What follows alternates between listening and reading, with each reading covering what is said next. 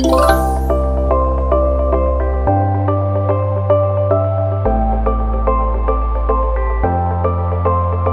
ni nak share apa ya? Cikgu tahu. Hari ni cikgu nak share cara skor kertas 1 Bahasa Melayu, pendahuluan, penutup dan format rasmi. Pendahuluan.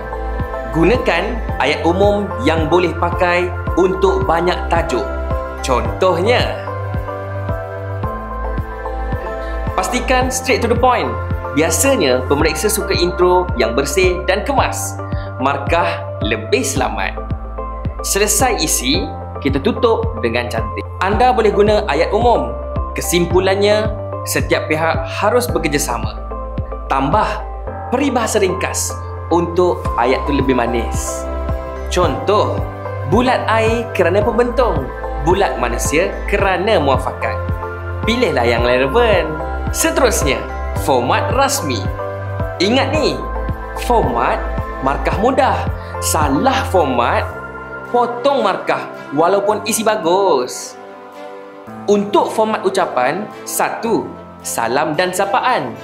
2. Pengenalan, tujuan. 3. Isi ringkas ataupun point. Yang keempat, penutup, ucapan terima kasih. Dan yang kelima, nama dan tarikh.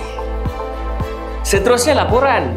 Tajuk, nama dan jawatan, tarikh, tempat, tujuan, butiran, peristiwa, apa, siapa, bila dan di mana, dan seterusnya rumusan. Seterusnya surat. Alamat pengirim dan penerima, tarikh, panggilan hormat, tajuk, perenggan isi, frasa penutup dan seterusnya tanda tangan.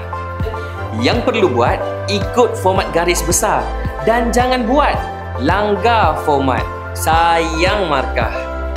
Ingat, intro kemas, outro kena ada peribahasa dan gunakan format yang betul. Tulis ringkas tak apa, yang penting bernas. Buat macam ni, setiap kali markah lebih selamat.